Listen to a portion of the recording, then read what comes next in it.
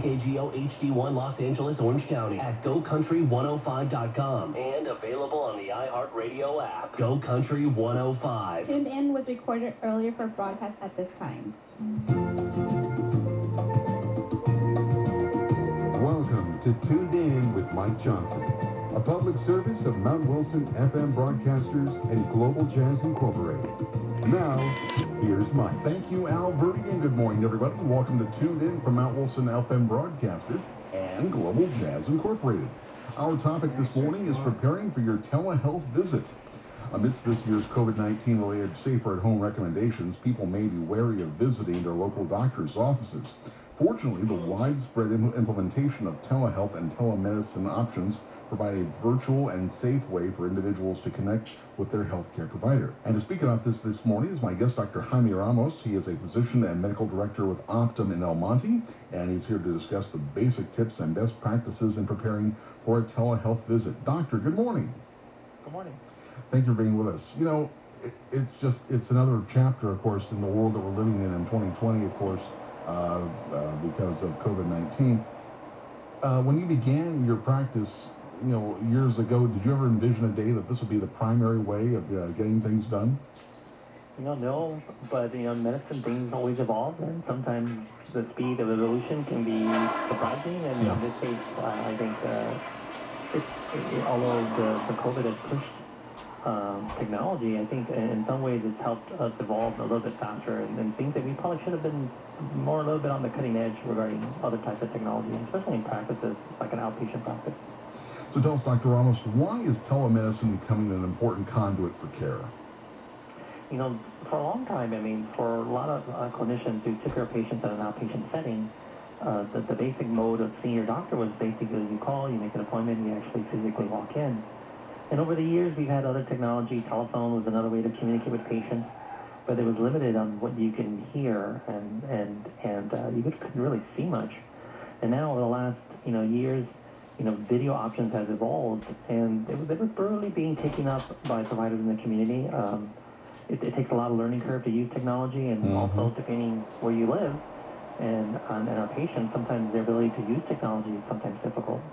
It's expensive to have some of these like smartphone technology, and a lot of patients don't have that in their home environment, so the adoption is variable. But in a sense, these new tools allow you to communicate with patients in ways that you couldn't do before. You can visually see things in more real-time settings. It reduces the burden on patients to move, transportation, getting your daughter to pick you up and take you to the doctor. That has logistical challenges that can be overcome by the technology. You know, as you talk about these things, I'm thinking about just a few years back before. I always the technology that has exploded so much here since COVID is Zoom. That's just exploded beyond belief. In prior days, before COVID-19, did Zoom technology exist in a way where doctors would communicate with each other? No, it wasn't embraced in that way. I think historically there's a lot of regulation regarding how we communicate to make sure those ways we talk to patients is secured, and where the information we share, being very private, is encrypted and has a lot of safeguards in place. So some platforms, they don't all have that security feature on them, and there's a lot of regulatory requirements for them, for what is available for general use for providers. And to be sure, there were a few like entities in the market that had these systems. Now that the emergency has sort of pushed that evolution much faster and allowed, and probably because the emergency, the COVID emergency, has allowed some regulation to be put on hold on to be a little bit more available to use these technologies, because it is a learning curve for both sides. So, Doctor, what are some of the main benefits you would say from using the new technology? I think one of the main benefits from let's just do the patient side. The main benefit would be being able to, if you have an urgent question, but you're in a high-risk group, and in your community, and if you're hearing my voice, if the incidence of the disease of COVID is very high in your community, if you take public transportation, if you need to go on a visit and want to avoid having close contact settings with patients, these options can be beneficial. Besides the standard phone, The video option allows you to engage your doctor in a dialogue. Your doctor can see you, and both with visual and a little bit of preparation, you can make a really pretty powerful visit where you can get a lot of things done without having to increase your risk to COVID infection. And you're right. I mean, I think when I envision someone who might be, for example, older or just unable to get from their apartment to their home to a hospital, you know, you're right. Either depending on a loved one or a neighbor, or you're getting an Uber or that sort of thing, or you're just driving yourself maybe in a position where you are not able to drive. It really does kind of open up a whole lot of world of potential, doesn't it? Yeah. It also breaks down the standard times that you would see clinicians. And gone are the days where it's like 8 to 5 windows. Now these options allow for weekends, for times where you can leave messages through a lot of different platforms. You can leave a message to your doctor. Your doctor, you can send a message, a picture of a rash to your doctor, and your doctor can respond back on a secure platform. So you can leave images and messages now when before you were limited to just your phone. My guest is Dr. Jaime Ramos, and he is a physician and medical director with Optum in El Monte. Dr. Ramos is board certified in family medicine, and he also serves as regional medical director for Optum California. Dr. Ramos earned his medical degree from the UCLA Geffen School of Medicine. He completed his internship and residency at Harvard UCLA Medical Center. And Dr. Ramos is a firm believer in prevention care and believes that health education is critical to this effort. He enjoys being able to calm his patients' concerns by talking to them about their health care decisions, and that's, of course, a hallmark of any very good physician. This is Tuned In from Mount Wilson FM Broadcasters and Global Jazz Incorporated. Good morning, my name is Mike Johnson. Dr. Ramos, as we talk about all these things in relation to COVID-19, there's nobody who's under 100 years old who hasn't seen anything like it. Nobody's gone through this before, obviously. I'm wondering in your day-to-day experiences, whether they're in person or whether they're doing telecommunications with your patients, what's the most interesting thing that's come out of this for you? And interesting aspects are how much patients really want to see clinicians. You know, they know there's challenges in the community regarding COVID, yet medicine is a big part of meeting their needs. So they'll really want to have a relationship with their clinicians and not feel isolated. So it's very surprising that when you do a video visit, they just say, "Oh, I'm so glad to see you. It's so glad to see you're still working." You get a sense that they care about you. They get worried about you in a sense that you're out there working, not taking care of yourself. More than just the routine things that they just don't really tell us, like, hey, be safe, and then with COVID, they have a sense of worry about us. This is what I think. Well, I mean, that would stand to reason, of course. If you have patients, especially if they're people that you've seen for a number of years, you develop a bond with them. I think for most people, when you go to the doctor, you're putting a lot of your trust into your physician and how your health is and their knowledge to kind of guide you along the road of life, as far as making sure doing the right thing, doing the wrong thing, and making sure that people are taking wise courses of action. So that's very good to hear that your patients feel that way. Do you feel that as you go along with this sort of thing that, look, COVID obviously has been no fun for anybody. That goes without saying. Do you think in a way, though, it's kind of helped our humanity to kind of appreciate each other a little bit more?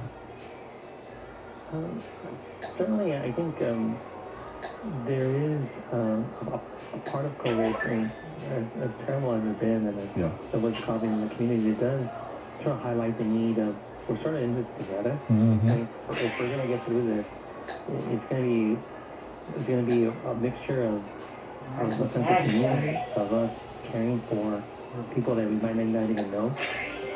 Because now we're asked to wear masks, we're asked to change lifestyles, people you'll never meet, the random people at a bus stop, at a grocery store.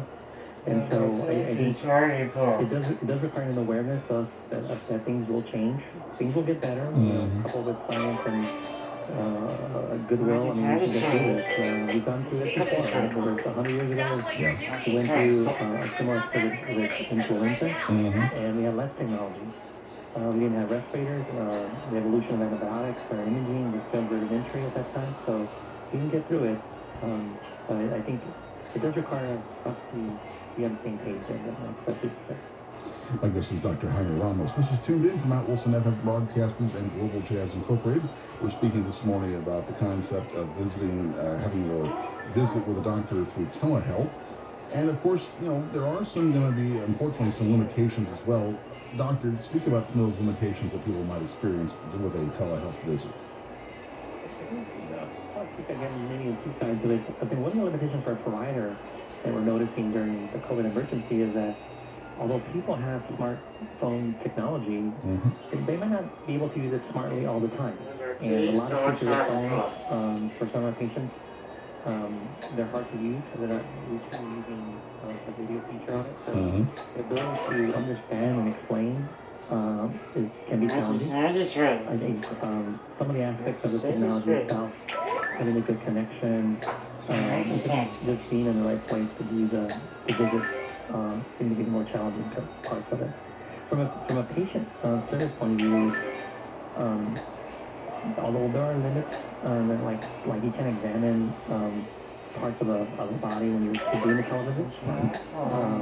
But a lot of what you gain as a doctor is from the history of the patient. Them describing what's going on can give you a window on what the issue is. And then my practice is that like 80% of your visit with the patient is sort of listening, watching them, hearing them, you asking questions and having a dialogue. Only about 20% of your visit is the physical piece. The physical exam and the testing is to confirm what you already think is sort of going on. It's just hard to be sure when you don't have that ability to examine someone. You'd be amazed what you can do now with video with a little bit of patient cooperation. They can be sort of like their hands on the ground, sort of thing.